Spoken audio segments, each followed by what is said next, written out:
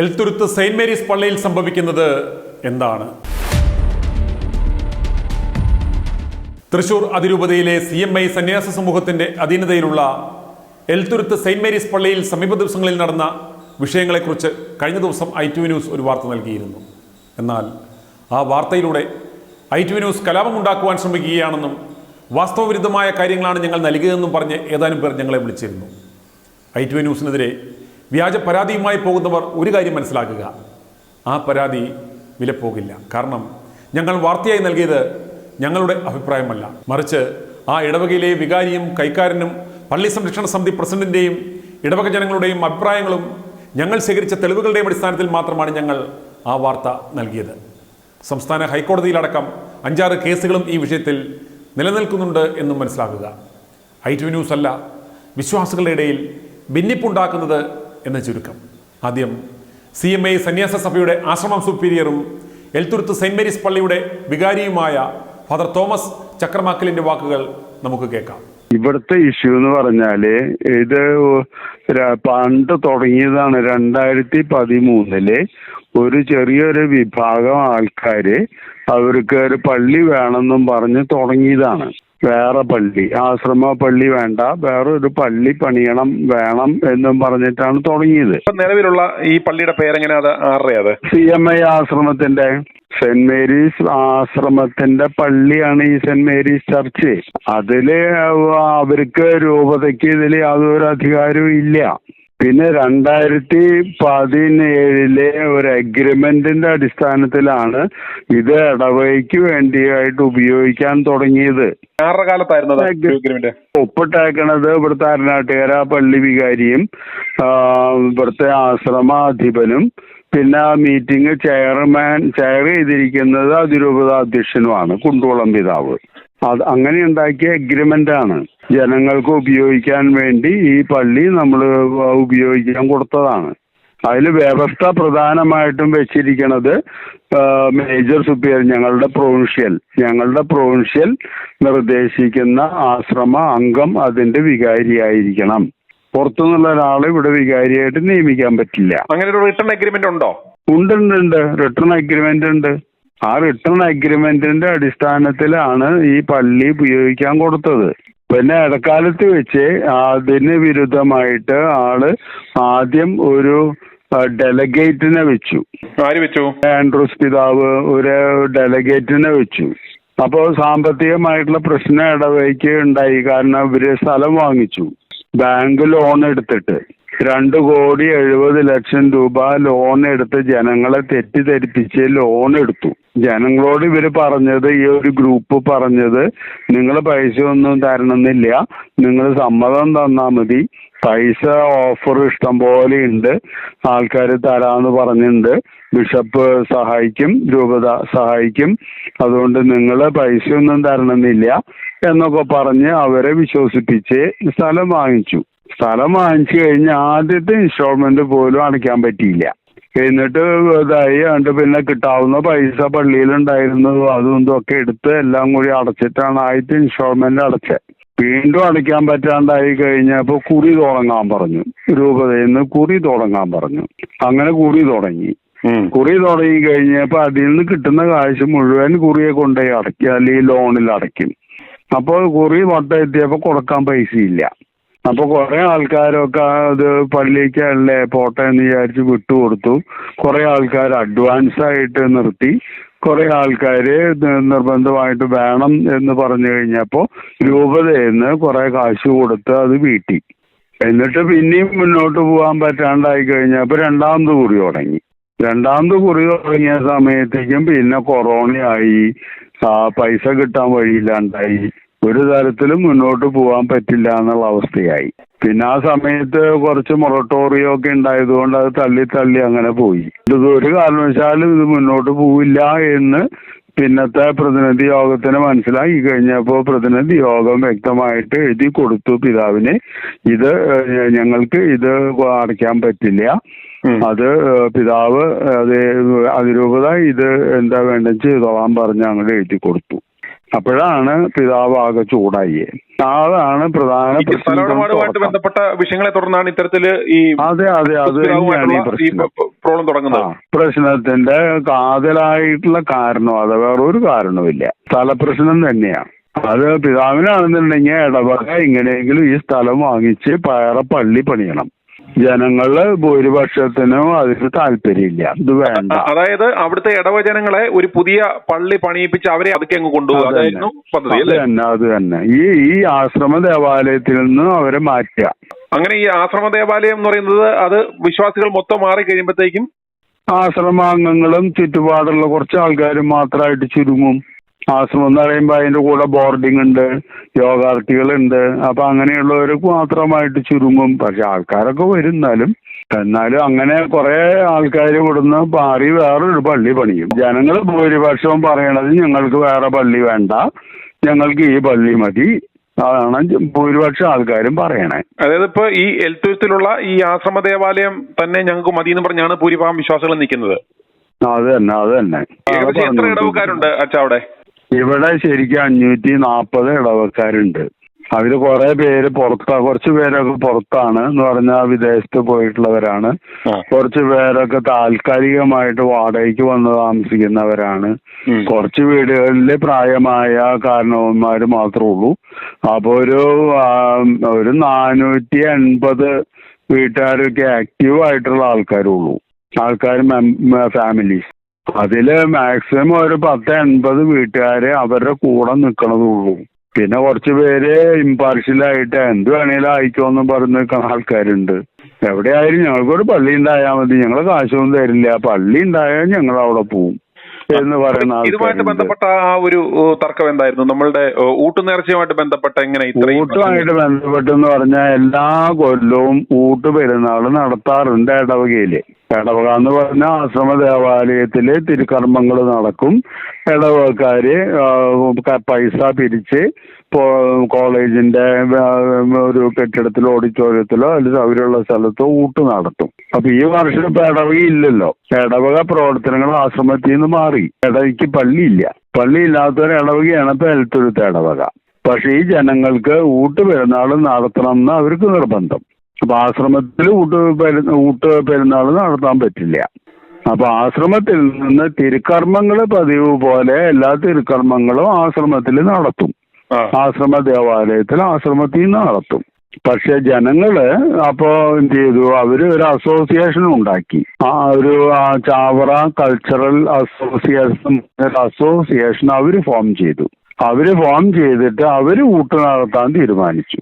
അവര് ഊട്ട് ജനങ്ങളുടെ കയ്യിൽ നിന്ന് പൈസ പിരിച്ച് ഒരു ഊട്ട് നടത്താൻ തീരുമാനിച്ചു. ഞങ്ങളോട് ചോദിച്ചപ്പോൾ ഞങ്ങള് കോളേജ് ഓഡിറ്റോറിയം മെയിൻ്റനൻസിന് വർക്ക് ചെയ്യാറുണ്ട്. അപ്പൊ അതുകൊണ്ട് വേറൊരു സ്ഥലം അവിടെ കെട്ടിടം ഉണ്ടായിരുന്നത് അവിടെ നടത്തിക്കോളാൻ പറഞ്ഞു കൊടുത്തു. അവിടെ ഊട്ട് നടത്തി. അപ്പൊ അഭിനന്ദ പിതാവ് ഇത് കേട്ടപ്പോ ഒരു കാരണവശാലും ആശ്രമ ദേവാലയത്തില് ഊട്ട് നടത്താൻ പാടില്ല എന്നും പറഞ്ഞ് കൽപ്പനയാക്കി.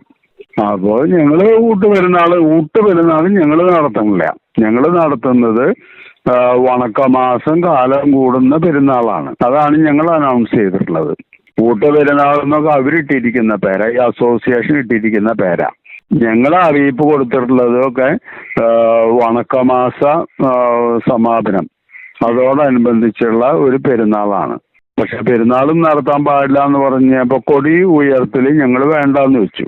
ആളുടെ പെരുന്നാളിന്റെ ഒരു പ്രതീകമായിട്ടുള്ളത്. അപ്പൊ കൊടി ഉയർത്തൽ ഞങ്ങൾ നടത്തണില്ല എന്ന് വെച്ചു. അപ്പൊ ജനങ്ങള് തന്നെ ഈ അസോസിയേഷൻകാരാണ് കൊടി ഉയർത്തിയത്. അവര് അച്ഛന്മാര് കൊടി ഉയർത്തണില്ല, ഞങ്ങള് കൊടി ഉയർത്തുമെന്നും പറഞ്ഞ് അവര് കൊടി ഉയർത്തി, അവര് ഊട്ടും നടത്തി. ഇതാണ് സംഭവിച്ചത്. ആൻഡ്രൂസ് പിതാവിന്റെ നിരോധനം ഉണ്ടായതുകൊണ്ട് അതിനെ തുടർന്നാണ് പുത്തൂര് ഒരു വീതി ഇറക്കിയത്.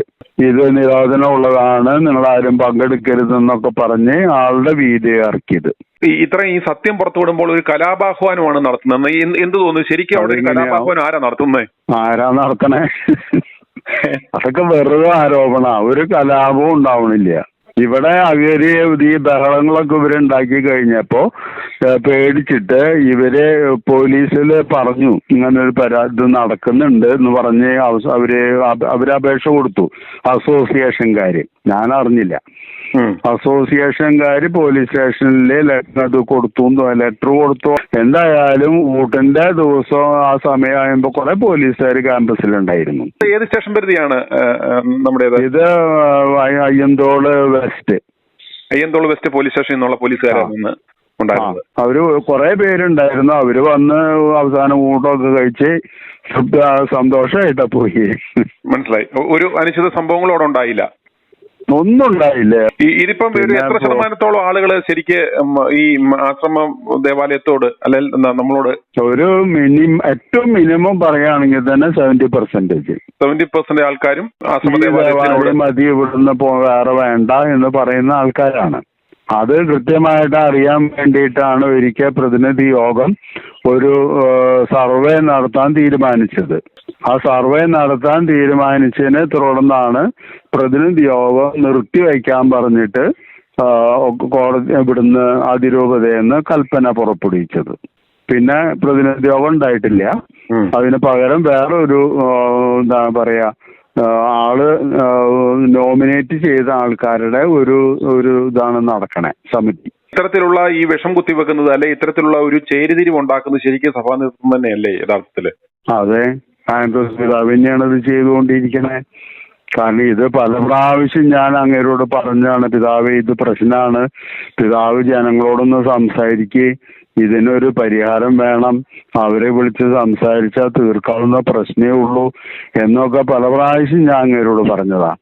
അപ്പൊ ആള് പറഞ്ഞത്, അതിന് മറുപടി പറഞ്ഞത്, അപ്പൊ താൻ സംസാരിച്ചാൽ മതി, ഞാനൊന്നും ജനങ്ങളെ കേൾക്കില്ല എന്ന്. താൻ എന്നാണ് വിളിക്കുന്ന ഒരു വൈദികനെ? അതത്രേ പറയുള്ളൂ. താൻ തന്നെ പറയാ, താൻ കേട്ടാ മതി, ഞാൻ ആരെയും കേൾക്കൊന്നുമില്ല എന്ന് പറഞ്ഞു. ശരിക്കും സഭാ നേതൃത്വത്തിന്റെ വില പോയ ഒരു പണിയായി പോയില്ലേ അത്? അതെ, നാണക്കേടായി. ജനങ്ങൾക്ക് ആളെ ഒട്ടും തന്നെ വിലയില്ലാണ്ടായി. കാരണം എല്ലാ ഇടവക്കാരും മാത്രമൊന്നല്ല. ചെയ്യരുതെന്ന് ബിഷപ്പ് പറയുന്നു, ബിഷപ്പ് നിയമിച്ച മോഡറേറ്ററും ആളും പറയുന്നു. അതിന് ഒരു പുല്ല് വില പോലും കൊടുക്കാതെ ജനങ്ങൾ ഒന്നടങ്കം വന്ന് ഭക്ഷണം കഴിക്കുന്നു പോകുന്നു. അയൽ ഇടവക്കാര് പോലും, ചുറ്റുപാടുള്ള ഇടവക്കാര് പോലും വന്ന് ഭക്ഷണം കഴിച്ചു. ഇതിനെ അട്ടിമറിക്കാൻ വേണ്ടി വേറെ എന്തൊക്കെ ശ്രമം ഇദ്ദേഹത്തിന്റെ ഭാഗത്തു നിന്നുണ്ടായി? ഫുഡ് സേഫ്റ്റിക്കാര് വന്നു. ഫുഡ് സേഫ്റ്റിക്കാരിൽ പരാതി കൊടുത്ത് എന്നെ അന്വേഷിച്ച് വരണേ. അല്ല, അച്ഛനെ അന്വേഷിച്ച് വരാൻ കാരണം ഞാനാണല്ലോ നടത്തണെന്നാണല്ലോ അവരുടെ പരാതി. മനസ്സിലായി. വികാരി പ്രിയോര് നടത്തണമെന്നാണ് അവരുടെ പരാതി. അതുകൊണ്ടാണ് എന്നെ അന്വേഷിച്ച് വരണേ. അല്ല, അങ്ങനെ ഒരു ഭക്ഷണം വിളമ്പാൻ പാടില്ല എന്ന് നിയമം വല്ലതും ഉണ്ടോ ഇവിടെ രാജ്യത്ത്? നേർച്ച കൊടുക്കാൻ പാടില്ല എന്ന് ഇപ്പൊ ആർക്ക് പറയാൻ പറ്റുക? കാരണം ഈ അദ്ദേഹത്തിന് എന്താ പറയാ കേറ്ററിംഗ് സർവീസ് നടത്തുന്ന ആൾക്ക് ലൈസൻസ് ഉണ്ട്. അപ്പൊ പിന്നെ അവിടെ ഭക്ഷണം പാകം ചെയ്തെന്ന് പറയാൻ പറ്റുമോ? ആ ലൈസൻസിന്റെ കോപ്പി കൊടുത്തു കഴിഞ്ഞപ്പോ അവരത് വാങ്ങിച്ചു പോയി. അങ്ങനെ ആ ഒരു അറ്റംപ്റ്റും പൊളിഞ്ഞു. അതും പൊളിഞ്ഞു. കോടതിയിൽ പോവാൻ നോക്കി, ശ്രമിച്ചു, അത് നടന്നില്ല. കോർപ്പറേഷനിൽ പോയി മുടക്കാൻ നോക്കി, അതും നടന്നില്ല. ഇത് പല വഴികളും നോക്കി ഇവര്. പക്ഷെ അവര് സിവിൽ നിയമത്തിൽ അങ്ങനെ ഒരു ഭക്ഷണം കൊടുക്കാൻ പാടില്ല എന്ന് എവിടെയാ നിയമമുള്ളേ? പിന്നെ സഭാ നിയമങ്ങളൊന്നും ഇപ്പൊ സിവിൽ അധികാരികൾ നോക്കില്ല. അതിങ്ങനെ ഒരു അസോസിയേഷൻ കൂട്ട് നടത്താൻ പാടില്ല എന്ന് എവിടെയും നിയമം ഉണ്ടാകും. പള്ളിയിൽ നടത്താൻ പാടില്ല, പള്ളിയുടെ നേതൃത്വത്തിൽ നടത്താൻ പാടില്ല, അത് അനുവാദം വേണം. അങ്ങനെയാണ് രൂപതാ നിയമം. ഇപ്പൊ ഞങ്ങള് നടത്തിയത് ആശ്രമം ഇതിനെ നടത്തിയിട്ടില്ല. ആശ്രമം മാക്സിമം അതിന് വേണ്ട സ്ഥല സൗകര്യം ചെയ്തു കൊടുത്തിട്ടുണ്ട്. പ്രത്യേകിച്ച് ഉണ്ടാക്കിയ ഒരു സൊസൈറ്റിക്കാര് അവര് നടത്തി. അസോസിയേഷൻ അവര് നടത്തി. രജിസ്റ്റേർഡ് അസോസിയേഷനാണത്. അവര് നടത്തി. അവരെ രജിസ്റ്റേർഡ് അസോസിയേഷന്റെ പേരിൽ റെസീറ്റ് പിരിച്ച് അവര് നടത്തി. അതിപ്പോ എന്താ തടയണ എങ്ങനെയാ? ഞങ്ങള് സ്ഥല സൗകര്യം കൊടുത്തിട്ടുണ്ട്. വേറെ 10 പൈസ ഞങ്ങൾ കൊടുത്തിട്ടില്ല. നമ്മുടെ ഒരു നിലപാട് എന്തായിരിക്കും ഇനി ഇതില്? അല്ല, ഞങ്ങളുടെ നിലപാടെന്ന് പറഞ്ഞാൽ ആശ്രമ ദേവാലയത്തിൽ തിരുക്കർമ്മങ്ങൾ നടക്കും. അത് ഇപ്പൊ ആർക്ക് വേണമെങ്കിലും അതിൽ വന്ന് പങ്കെടുക്കാം. വേറെ തരത്തിലുള്ള ഇടവക പ്രവർത്തനങ്ങളൊന്നും ഞങ്ങൾ നടത്തുന്നില്ല. അതാണ് ഞങ്ങളുടെ നിലപാട്. ഇപ്പം പുതിയ ഒരാളെ അവിടെ നിയമിച്ചേക്കുന്ന ഇടവക വികാരി എന്ന് പറഞ്ഞാൽ അത് ശരിക്കും ഒരു ആശയക്കുഴപ്പം ഉണ്ടാക്കത്തില്ലേ? അല്ല, അദ്ദേഹത്തിന് പള്ളിയില്ല. പള്ളിയും പള്ളിയില്ലാത്ത വികാരി ഇടവക ജനങ്ങള് കുറച്ച് പേരുണ്ട്. കുറച്ച് പേര് ആളുടെ കൂടെ നിൽക്കുന്നവരുണ്ട്. അവര് വളരെ ഹാർഡ് കോർ മെമ്പേഴ്സ് ആണ് ആളുടെ കൂടെ നിൽക്കുന്നവര്. അവരാണ് ആദ്യം തൊട്ടേ തന്നെ പള്ളി വേണം, പള്ളി പണിയാൻ സ്ഥലം വാങ്ങിക്കണം എന്നും പറഞ്ഞ് പുറകെ നടക്കണേ. അവർക്ക് പള്ളി പണിയാൻ വേണ്ടി മേടിച്ച സ്ഥലത്തിന്റെ അവസ്ഥ ഇപ്പോഴുണ്ടാ? ഇപ്പൊ അത് ആ സ്ഥലം അവിടെ ഒരു ഷെഡ് കെട്ടി ഇവര്. ഷെഡ് കെട്ടി കഴിഞ്ഞപ്പോ അന്നത്തെ കൈക്കാരന്മാര് അറിയാതെയാണ് ഈ ഷെഡ് കെട്ടിയത്. അതാരും വന്ന് കെട്ടി? അത് ഈ കുത്തൂരിന്റെ ആൾക്കാരും. അന്ന് ആള് ഡെലിഗേറ്റ് അല്ലെങ്കിൽ ഫൈനാൻഷ്യൽ അഡ്മിനിസ്ട്രേറ്റർ എന്നൊക്കെ പറഞ്ഞ ആളെ വെച്ചിരുന്നേ. അപ്പൊ അദ്ദേഹമാണ് അന്ന് അവിടെ ഷെഡ് കെട്ടിയത്. അപ്പൊ അന്ന് തെരഞ്ഞെടുക്കപ്പെട്ട കൈക്കാരന്മാര് നിലവിലുള്ളവര് ഇത് അറിഞ്ഞിട്ടില്ല. അപ്പൊ അവര് കേസ് കൊടുത്തു. ഞങ്ങളാണ് തിരഞ്ഞെടുക്കപ്പെട്ട കൈക്കാരന്മാര്, ഞങ്ങളറിയാതെ ഇടവകയുടെ സ്ഥലത്ത്, ഇടവകയ്ക്ക് വേണ്ടി വാങ്ങിയ സ്ഥലത്ത് വേറെ ആൾക്കാര് ഷെഡ് കെട്ടിയെന്നും പറഞ്ഞ് കേസ് കൊടുത്തു. അപ്പൊ സ്റ്റേ ഓർഡറായി. അതും പൊളിഞ്ഞ് ഇപ്പോഴും സ്റ്റേയിൽ നിൽക്കുകയാണ്. അപ്പൊ അവിടെ ഒന്നും ചെയ്യാൻ പറ്റണില്ല. അവിടെ എന്തെങ്കിലും ചെയ്യാൻ പറ്റുമായിരുന്നെങ്കിൽ അവിടെ അവര് ഷെഡില് കുർബാനയും ചൊല്ലി പള്ളി അതാണെന്നും പറഞ്ഞ് ഞങ്ങൾ മാറിയനെ. അപ്പൊ അതും ചെയ്യാൻ പറ്റാണ്ടായി. അന്നേരം ശരിക്കും ഈ സഭാ നേതൃത്വം തന്നെയാണ് ഈ വിശ്വാസികളുടെ ഇടയ്ക്ക്, അതായത് ഇവരെ ഒന്നിപ്പിക്കുന്നതിന് പകരം ശരിക്കും ഒരു ഭിന്നിപ്പിക്കുന്ന നയം ആണോ അന്നേരം സഭാ നേതൃത്വം സ്വീകരിക്കുന്നത്? അത് ഏതാണ്ട് അങ്ങനെയൊക്കെ തന്നെ വേണം വിചാരിക്കാൻ. കാരണം ജനങ്ങൾക്ക് താല്പര്യമില്ലാത്തൊരു കാര്യം അവരുടെ മേലെ അടിച്ചേൽപ്പിച്ചിട്ട് എന്താ കാര്യം? അതാണ് പ്രശ്നം. ആ പ്രശ്നത്തെ അവർ അഡ്രസ് ചെയ്യണില്ല. ഇത്തരത്തിലുള്ള ഈ കടുംപിടുത്ത നിലപാടുകൾ കൊണ്ടല്ലേ ഇപ്പൊ ഇത്രയും ഈ കനത്ത തിരിച്ചടികൾ സഭയ്ക്ക് മൊത്തത്തിൽ ഇപ്പം തന്നെയാ എല്ലായിടത്തും അത് തന്നെ പ്രശ്നം. മാർപ്പാപ്പ സിനഡാലിറ്റി പറയും, അതെന്താണെന്ന് പോലും ഇവർക്ക് അറിയില്ല, ഒരു ചർച്ചയില്ല. ഇതന്നെ പ്രശ്നം. ഇവരെ എന്നെ ഭയപ്പെടുത്തുന്ന എന്റെ പേരിൽ ശിക്ഷാ നടപടികൾ എടുക്കുന്നതാണ്. കാനൂനിക നിയമം അനുസരിച്ചുള്ള ശിക്ഷാ നടപടികൾ എടുക്കും എന്നും പറഞ്ഞ് എനിക്ക് ഭീഷണിയുണ്ട്. ഞാനപ്പോ എന്റെ മേലധികാരികളോട് പറഞ്ഞു, എന്നെ അവർക്ക് മാക്സിമം ചെയ്യാവുന്നത് എന്നെ മുടക്കുക എന്നുള്ളതാണ്. പരസ്യമായിട്ട് കുർബാന ചൊല്ലുന്നത് അവർക്ക് മുടക്കാം, അതിനുള്ള അധികാരമാണ് അവർക്കുള്ളത്. വേറെ എന്നെ ഒന്നും ചെയ്യാൻ കഴിയില്ലല്ലോ. പരസ്യമായിട്ട് കുർബാന മുടക്കിയാൽ ശരി, എനിക്ക് കുഴപ്പമില്ല, ഞാനത് സ്വീകരിച്ചോളാം. ഞാൻ പറഞ്ഞു എനിക്ക് പേടിയില്ല, ഞാനത് സ്വീകരിച്ചോളാം. വേറെ എന്നെ അവർക്ക് ഒന്നും ചെയ്യാൻ കഴിയില്ല. അതിരൂപതയ്ക്ക് ചെയ്യാൻ പറ്റാവുന്ന മാക്സിമം അതാണ്. ഇനി പള്ളി സംരക്ഷണ സമിതി പ്രസിഡന്റ് ദൽജിൻ ഷാജുവിന്റെ വാക്കുകൾ നമുക്ക് കേൾക്കാം. രൂപതയ്ക്ക് CMI ആശ്രമങ്ങളോടുള്ള, അതായത് സന്യാസസഭകളോടുള്ളൊരു ദേഷ്യത്തിന്റെ ഒരു ഭാഗമാണ് ശരിക്കും. രൂപതയ്ക്ക് ഇത് സ്വതന്ത്ര ഇടവകയാക്കണം എന്നുള്ളൊരു വാശിയുമാണ് ഈ സാധനം നടക്കുന്നത്. ഇടവകയില് ഒരു 75% ആളുകൾ ഇത് വേണ്ട എന്ന് പറഞ്ഞിട്ട് ഒരു മെമ്മോറാണ്ടം ഒക്കെ സമർപ്പിച്ചതാണ് രൂപതയിൽ. പഴയ ആശ്രമം നിലനിർത്തി തരണം എന്ന് പറഞ്ഞിട്ട് ഒപ്പിട്ട് കത്തുകൾ കൊടുത്തതാണ്. പക്ഷെ അതൊന്നും കേൾക്കാൻ തയ്യാറല്ല. അതുപോലെ പ്രതിനിധി സഭേനെ, എലക്ട് ചെയ്ത പ്രതിനിധി സഭേനെ സസ്പെൻഡ് ചെയ്ത് വെച്ചേക്കാണ്. ഈ പള്ളി വേണ്ട എന്ന് പറഞ്ഞ് വാങ്ങിയ സ്ഥലത്തിന്റെ ബാധ്യത കാരണം ആ സ്ഥലം വിറ്റ് ഒഴിവാക്കാൻ തീരുമാനിച്ചു എന്ന് പറഞ്ഞ് തീരുമാനം എടുത്തതിന്റെ പേരിൽ പ്രതിനിധി സഭേനെ സസ്പെൻഡ് ചെയ്തു രൂപത. ആ രീതിയിൽ ആ ഒരു വാശിമ പിടിച്ചു പോവാണ്. ബിഷപ്പിന്റെയും അതുപോലെ തന്നെ ഈ ജോയ് കുത്തൂരിന്റെയും രണ്ടുപേരും ഒന്നിനൊന്ന് മെച്ചായിട്ടുള്ള ആളുകളാണ്.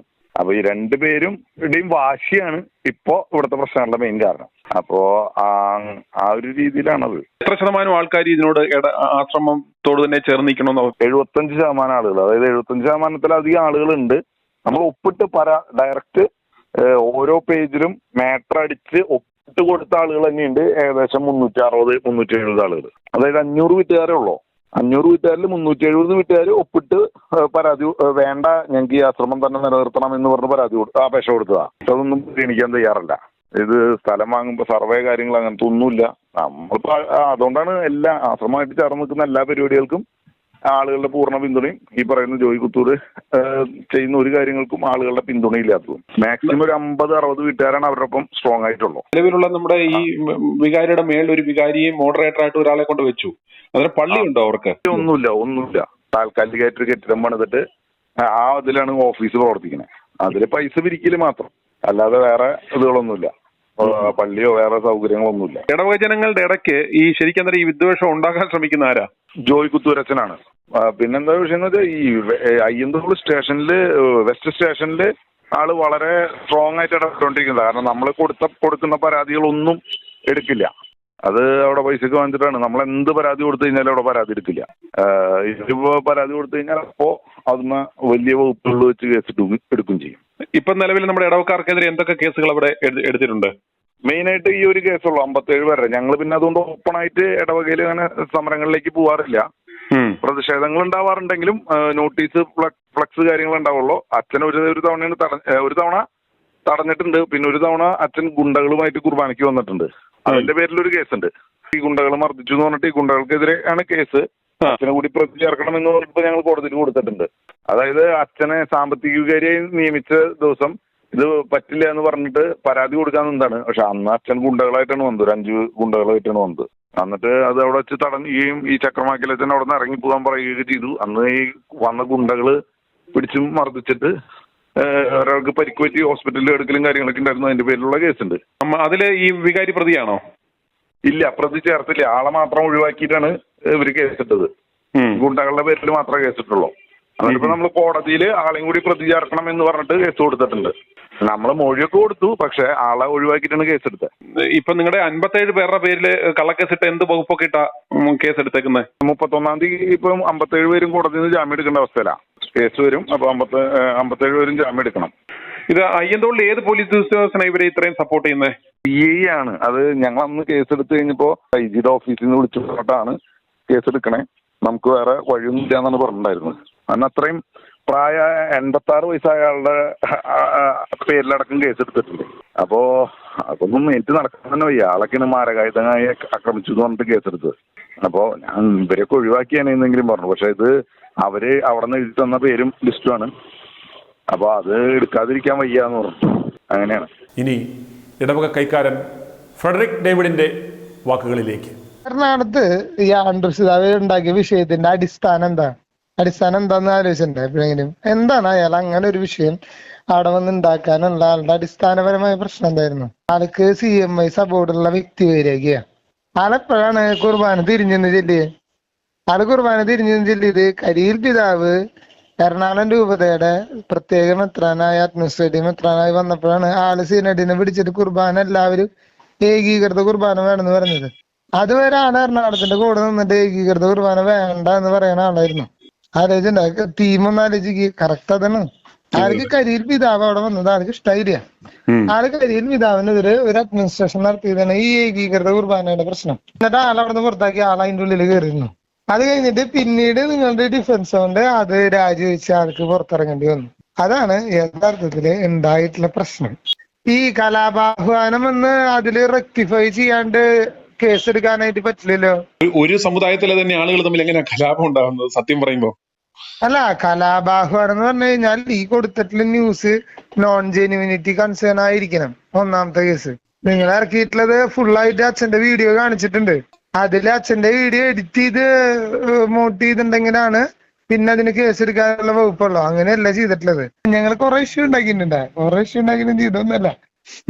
ഞങ്ങളുടെ കാറ്റീസ് നടക്കുന്നില്ല. കാറ്റീസ് നടക്കാണ്ടായപ്പോ ഞങ്ങള് രൂപതയില് പോയിട്ട് ഉപരോധം നടത്തിയിട്ടുണ്ട്. കഴിഞ്ഞ 24-ാം തീയതി ഇടവകയുടെ കാര്യങ്ങൾക്ക് വികാരി മറുപടി പറയണമെന്നുകൊണ്ട് ഈ അന്നത്തെ സാമ്പത്തിക വികാരിയായിരുന്ന ജോയി പുത്തൂരിനെ ഞങ്ങള് പള്ളിയിൽ വെച്ച് തടഞ്ഞിട്ടുണ്ട്. ഞങ്ങൾക്കൊരു 56 പേർക്കെതിരെ മാരകായുധങ്ങളുമായി ഉപദ്രവിക്കാൻ വന്നു എന്ന് പറഞ്ഞിട്ട് കേസെടുത്തിട്ടുണ്ട്. അതെന്താന്ന് വെച്ച് കഴിഞ്ഞാൽ ഇയാൾക്ക് ഇപ്പൊ ഈ ശാന്തി ഭവൻ പാലിയേറ്റീവ് കെയർ എന്ന് പറഞ്ഞിട്ടൊരു ഒരു ഇൻസ്റ്റിറ്റ്യൂഷൻ ഉണ്ട്. ആ ഇൻസ്റ്റിറ്റ്യൂഷനാണ് ഈ ആൻഡ്രൂസ് പിതാവിന്റെ ഫിനാൻസ് മാനേജ്മെന്റ് കൺട്രോൾ ചെയ്യുന്ന സ്ഥാപനം. മോൺസൺ മാവുങ്കലായിരുന്നു ഇതിന്റെ പാട്രൺ. ശാന്തി ഭവന്റെ ദേവോദയം വില്ല പ്രൊജക്ടിന്റെ പാട്രൺ, സീനിയർ പാട്രൺ ആൻഡ്രൂസ് പിതാവും ജൂനിയർ പാട്രൺ മോൺസൺ മാവുങ്കലായിരുന്നു. ഇന്ത്യ വിഷൻ എല്ലാ ടിവികളും നമ്മുടെ കെ സുധാകരൻ മോൺസൺ മാവുങ്കലായിട്ട് പ്രശ്നം ഉണ്ടായിരുന്നു കൊണ്ടൊരു ഫോട്ടോ ടിവികളിലൊക്കെ കാണിച്ചിരുന്നില്ലേ? ഓർമ്മയുണ്ട് അത്? അതെന്റെ മോൺസൺ മാവുങ്കലിന്റെ തൊട്ടപ്രതി ജോയി കുത്തൂര് ഇരിക്കുന്നുണ്ട്. ആ ഫോട്ടോയില് ഇത്രയും മീഡിയ കവറേജ് ഉണ്ടായ ഫോട്ടോയില് മോൺസൺ മാവുങ്കലിന്റെ തൊട്ടപ്രതി ഇരിക്കുന്നത് ജോയി കുത്തൂര. മോൺസൺ മാവുങ്കല് എന്റെ അടുത്ത് കിടക്കുന്നത്. ഇവര് ഫിനാൻഷ്യൽ മാനേജ്മെന്റ് ആണ് ഇവർ നടത്തിയിരുന്നത്. ഇതിന്റെ ഇടയിലുള്ള ഒരു പ്രശ്നം എന്താണെന്ന് വെച്ച് കഴിഞ്ഞാൽ ഇവരുടെ ഈ ഫിനാൻഷ്യൽ മാനേജ്മെന്റിനെ ഡിഫെൻഡ് ചെയ്യുന്നത്, ശരിക്കും പറഞ്ഞാൽ എതിർക്കുന്നത് ഈ CMI സഭയുടെ ജെനുവിൻ ആയിട്ടുള്ള ഇൻസ്റ്റിറ്റ്യൂഷൻസ് ആണ് പ്രശ്നം ഉണ്ടാക്കണേ. ഇവര് ഫുള്ള് തരികയുടെ ഇൻസ്റ്റിറ്റ്യൂഷൻസാ. ഒന്നും നടക്കില്ല, അതിൻ്റെ ഉള്ള പ്രവർത്തനങ്ങളൊന്നും നടക്കില്ല. വെറുതെ പേരിനൊരു ഇൻസ്റ്റിറ്റ്യൂഷൻ, ക്രിസ്ത്യൻ ബിലീഫ് ഫണ്ടുകൾ ശേഖരിക്കുക, അത് വെച്ച് ദൂർത്തടിക്കുക, അതാണ് ഇവരുടെ പരിപാടി. അപ്പൊ ഈ ഇതിന് തടസ്സം നിൽക്കുന്നത് CMI ആണ്. അതെവിടെ വന്നാലും ആൻഡ്രൂ അടിക്കും. ഞങ്ങളുടെ അവിടെ ഉണ്ടായിട്ടുള്ള വിഷയം തന്നെയാണ്.